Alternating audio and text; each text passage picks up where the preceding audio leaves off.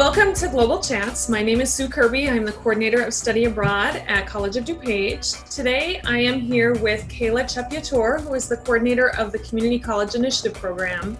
She's going to talk to us about the program, which has been a really key part of global education on our campus for the last 10 years or so. Welcome, Kayla. Thank you. So why don't you tell us a little bit about the CCI program and your role? Certainly. So the Community College Initiative Program is an international exchange program sponsored by the U.S. Department of State. The CCI program provides participants from underserved and underrepresented groups with a one-year, non-degree academic program at a U.S. community college. The program is designed to build participants' technical skills in their applied fields, enhance their leadership capabilities, and strengthen their English language proficiency. The program also provides opportunities for professional internships, service learning, and cultural exchange through community engagement activities. One of the goals of the program is to engage community college students with international cultures and diverse perspectives. After completing the program, the participants return home with a deeper understanding of the United States and with new skills that help them contribute to the economic growth and development of their countries. CCI participants also expand awareness of the community college model abroad by returning home with strong academic experiences. The CCI program is administered by Northern Virginia Community College in cooperation with the Community College Consortium, of which College of DuPage is a partner institution. College of DuPage has hosted CCI participants since 2012. Yeah, so can I interrupt for a moment and ask a question? So the U.S. State Department, I always think of it as kind of the peace-building branch of the U.S. government. Their role is to kind of build bridges across the world. But you mentioned that these students come from underserved, underrepresented groups. So, like, what countries are we talking about, and what does that mean, underserved and underrepresented groups? So the countries that are part of the program at this time include Colombia, Brazil, the Dominican Republic, Turkey, Egypt, Ivory Coast, Ghana, South Africa, Kenya, Bangladesh, India, and Indonesia. So these are countries that the United States is focusing on building these bridges with, and they're looking for participants who come from, economically challenged backgrounds or ethnic groups that don't have a lot of opportunities for experiences in higher education and cultural programs abroad. Oh, that's great. I love that there's some kind of South and Central American countries, African countries, and then Asian countries. So there's a good mix of definitely a nice mix. Areas around the world. Interesting. Okay, so tell us about your role in the CCI program.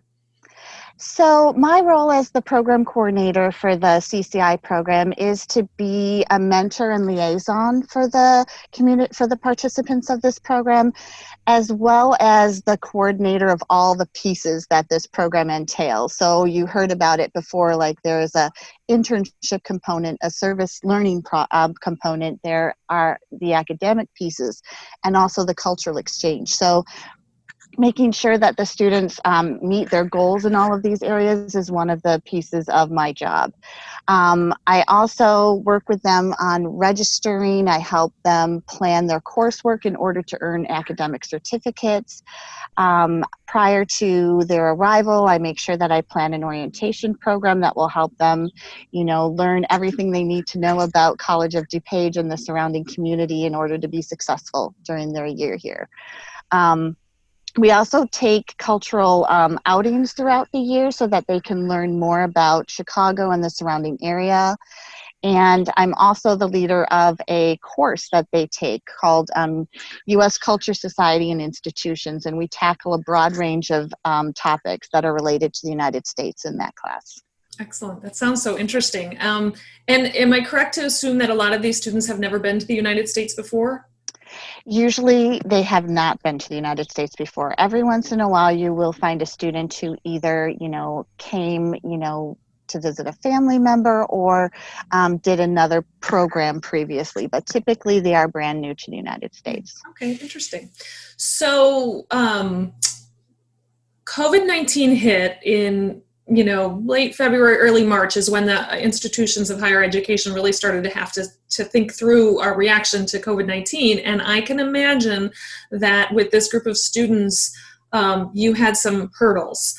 When COD went to remote learning, when we kind of went on a lockdown in this area of Illinois. So tell me what that was like. I remember the move to remote learning came with, challenges for everyone, and the CCI students were definitely no exception to that. I remember when we first thought that online learning might be a possibility, the Department of State was asking all of the colleges to make sure that students had, number one, access to, computers so that they could do the online learning component from home. Making sure that the internet technology was going to be able to help them, everyone get online at the same time. So, definitely the challenges that a lot of people faced when moving to home were ones that they faced. But I think that for some of our students, the online learning classroom was a little bit challenging as far as understanding went, just because some of them had issues with their English language proficiency to begin with, and then moving to that online format made that a little bit more difficult for them. So I remember one of the students was so excited when she heard that her lectures were being taped so that she could listen to them more than once. Oh yeah, that's probably so. Yeah, so that was a good discovery for some of them. I think that, definitely the students who had more of the hands-on courses really lost out on some, good opportunities. And culinary is one of the fields that I think of, where the students were really getting into preparing meals to serve at the restaurant, the Waterleaf restaurant on campus. So, I think our MPTV, culinary, and engineering students lost out on some opportunities there. Another challenge was, students had to, be with each other 24/7. And so, that's a whole new piece of getting along. We all discovered that, didn't we? We always had to work on, cross-cultural communication and roommate agreements and things, but, living with each other 24/7 definitely changed that as well. But, despite the whole move to online learning, the students really did a great job academically, and 9 out of our 16 CCI students earned 4.0 GPAs for the spring semester. Oh, that's awesome. Congratulations. Yeah. That's a great achievement. Yeah. So then at the end of their CCI year, these students go back home, as you mentioned. So obviously travel was completely interrupted, international travel more so than domestic travel. What happened? How did it work? Well, I think a lot of the students would characterize that period as a ride on a bumpy roller coaster, for sure. We really felt that, in addition to, having everything move to virtual, learning, they also had to be, thinking about going home all the time. So, there was additional stress put on them with that uncertainty of when am I going to go home? And, that is controlled by the U.S. State Department when they go home. Is that correct? So what ended up happening was that, countries were in talks with the U.S. State Department about repatriating their citizens who were abroad. And so the State Department had to work with each country individually on, making sure that there were opportunities to get, people back to their countries safely. So, some countries had their own airlines and were able to plan their own flights to start repatriating their citizens, and others were reliant on airlines from other countries in order to do this. And so each country handled it differently, and I think that made the State Department's job even more challenging because they had to negotiate all of these different plans with many different countries. All the students depart just about on the same day. What was the departure of your first student compared to your last student during the pandemic? So my first student who departed was my student from Brazil, and he departed in early April. And my last student departed in the second week of June. Wow. And so the student from Brazil, did he finish his classes remotely from Brazil?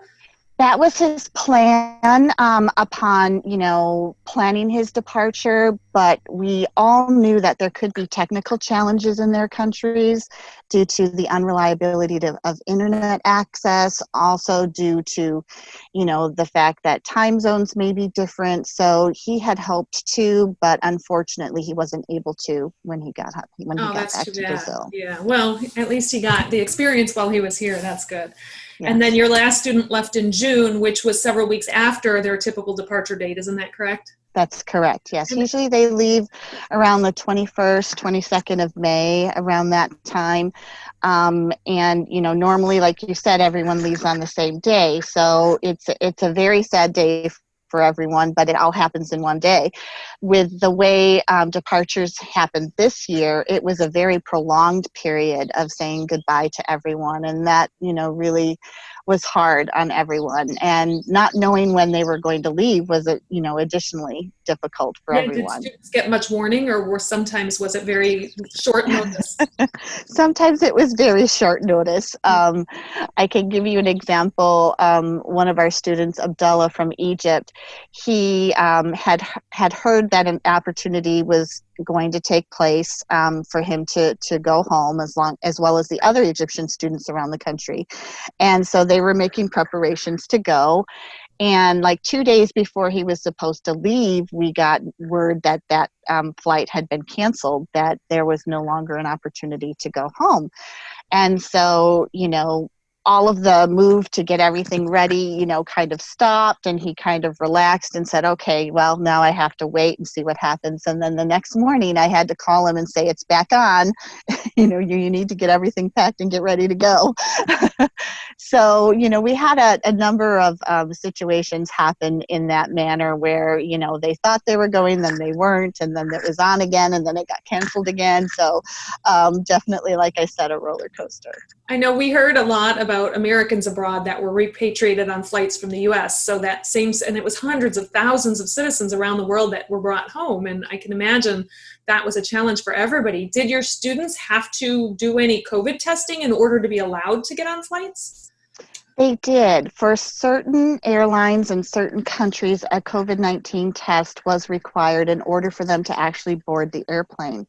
And so that was challenging. Anyone who was looking to get a test in the early parts of this pandemic, really didn't have a lot of choices. I remember being told by the Illinois Health Department, well, you either need to be, a first responder, you need to, have the symptoms, or, you need to know someone who had the symptoms. And so for students who were just trying to get cleared to get on an airplane, that wasn't an option. So it really took a lot of work for us to find a facility that was willing to do testing for the students in order for them to board these airplanes. So it definitely was a challenging time. And, I think there was a lot of worry about, which test they were receiving. Was it going to be the right test that their government would accept? And, we found that some of our students took the blood test, but upon arriving in their country, they were supposed to have had the swab test. Oh, geez. And,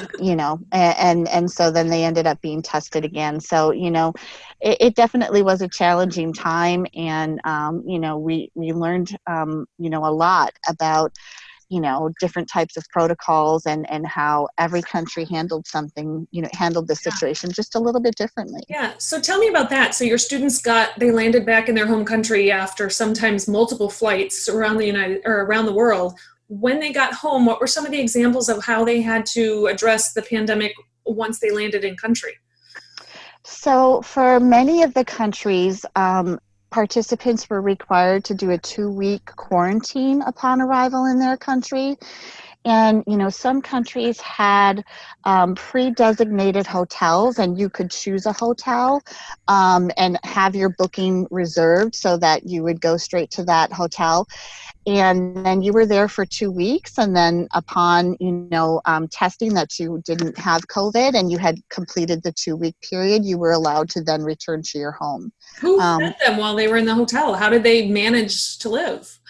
So, that was another situation that the State Department needed to deal with to make sure that students were able to, get safely to their homes. So they worked with lists sometimes that were provided by the airlines, sometimes by embassies from those countries, of hotels, and then they would make the reservations. And so, of course, if you're being quarantined, they provided the meals for the day. I do remember a funny story, though, one of my students from Kenya telling me they would give her a little form to fill out for a menu, and she would fill it out, but she said oftentimes what arrived at her door was different from what she would have chose on the menu. So I guess everybody was funny. doing their best, and you take what you can get, right? Absolutely. So in the end, all of the students made it home safely, no issues with COVID, and they're all back with their families and their... Yes, thankfully, despite the concerns of flying during the pandemic, everyone did reach their countries without being infected with COVID, pass through the quarantine period if it was, required in their country, and made it to their homes safely. So I am beyond grateful that, everyone was able to make it home safely. Yeah, me too. So now we have a special treat. We are going to break away and have a conversation with Linda. Linda is a CCI student from Kenya. So give us a moment and we will connect with Linda. We are now joined by Linda Otieno. She is a CCI student who was at College of DuPage last year, and she is joining us from Kenya. Hi, Linda. Hi. Great to see you again. Thank you. So quickly tell us what you studied at COD, what your classes were, and what your studies were. Okay, when I was at COD, I was majoring in culinary arts. Yeah, and I took different classes that was including Introduction to Culinary. I took Culinary Math, Pastry Fundamentals. I had Sanitation and Nutrition. Yeah. Great. And then you took cuisine classes? Yeah, my second semester, I had the International Cuisine. I have Regional American Cuisine. I had Contemporary. Then I also had Baking Fundamentals too. Yeah. Sounds fabulous. So tell me how was class at COD compared to how classes would have been in Kenya? If I was to choose, I would prefer the one at COD because the facilities are so much better than the ones we have here, and then the hands-on skills are also more on the career focus than just teaching for the sake. Yeah. Yeah. Oh, that's good to hear. Well, we were glad you were here. So you were at COD when the pandemic hit, and then you went home to Kenya. So tell us a little bit about your arriving back in Kenya and what it was like during the pandemic. Yeah, I was happy to come back home. I had missed my people, but reality also struck me. I came back and everything was slow. We always say there's no hurry in Africa, which is true. People don't really rush that much. Yeah, so the reception was nice. We were received well, but we took a long time. We really waited for like 5-6 hours at the airport to be taken to our respective hotels where we were supposed to be quarantined for 2 weeks. And then when we got to the hotel again, we waited for like 2 hours to get to our room. And then we had to wait for food again. So it was kind of hectic. Yeah. What did you do? And then the COVID-19. Oh, go ahead.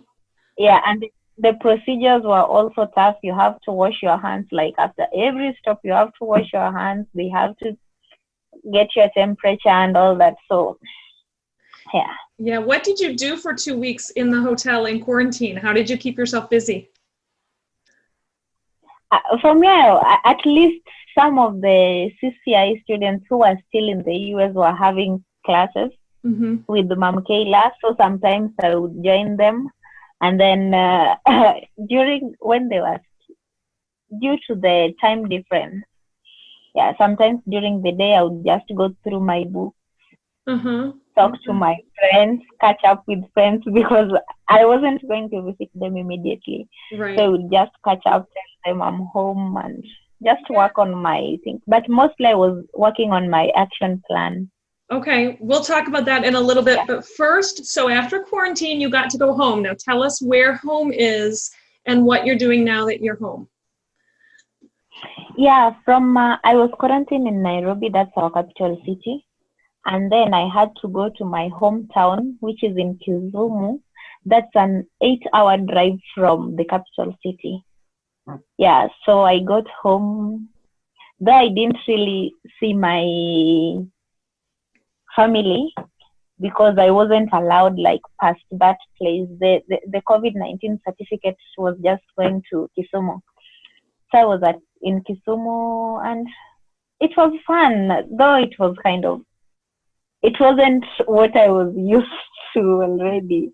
And then now that I'm home, I'm just working on catching up on the subjects that I took, gaining more knowledge because I know after the pandemic, at least I'll be looking for a job or going back to school. So I just want to remind myself so that I don't forget what I learned. Yeah. So tell me about how the pandemic has affected your town where you're living, the schools and the jobs and the people. How do you see the pandemic affecting your area? It's not fun at all because most people are at home. Like I see my relatives there in the house. Some of them are working half day, and then the salaries have been cut. Some are on some of them are totally unemployed now. Mm-hmm. And then you find that some people are getting paid but half. So catching up on the expenses and all that is so hard now. Yeah. And then you find that people are now crying to the government to assist them pay some of the expenses, which the government is not doing. Mm. Well, it sounds and then like the schools. Yeah. Go ahead. The schools. Yeah, the schools are closed. We were hoping to reopen in January, which now I don't think if we'll really go back to school anytime soon. Yeah, though some of the professors are trying to try and introduce online learning, which we've never used before. Oh. So people are trying, yeah. Well, you're an expert in that. You can give them advice on online learning now. Yeah. It sounds like. But now they're trying. It sounds like Kenya is a lot like the United States. You are all going through the same things we are here with the pandemic. So different country, but same situation and same outcomes right now. Yeah. So yeah, but you see that the public transportation now there's a rule that now they only carry half the people that they used to carry. Our buses were carrying 14 people. Our mini buses or minivans, we were carrying 14 people, but now it's 8. So, and then the transport now is so high, people can't pay because less people, they have to increase the cost and all that. So, oh, that's affecting people trying, yeah. Yeah, and most people are now using bicycles, some are now walking, some using motorcycles. So interesting. They're running away from the vehicles because it's expensive. Yeah. So one of the things I know that you do when you go back after the CCI program is you have an action plan of an idea that you want to work on or continue working on. And I know you've been involved in your foundation. Can you tell us a little bit about your foundation and what you're doing? Yeah, the foundation initially when it began was in 2017. Where mostly we were focusing on street kids. We would give them food, clothes, sandals, and then sometimes we would take activities, we'd clean the towns and all that so that we just keep them busy. And then later in the mid-2018, now one of our friends, the parents allowed us to use their homestead. So on Saturdays we'd collect money, then we cook, then the orphans in that village, they come together on Saturdays, then we give them food. We have different toys for them to play with. Then they write what they need. So when they come back the next week, at least we'd have some things to give them for school. But now that they're not going to school, we have been giving them sanitary towels, yes. Then we have sanitizers and masks, and sometimes food, because now it's that's a necessity now. Yeah, more than ever. It sounds like a wonderful foundation. What's the name of this foundation? Bishima. Bishima Foundation. Bishima. Great. Yeah. Oh, it sounds like you're doing great work, and I appreciate you coming and meeting with us today. Kayla, is there anything we forgot to ask Linda, or anything else you would like to ask her? I think you covered it, Sue. Yeah. Well, we miss you, and we wish you luck in Kenya. And until we meet again, I'm sure we will someday. Yeah, we will. All right. Bye, Linda. Okay. Good to see you, Linda. Bye. Bye.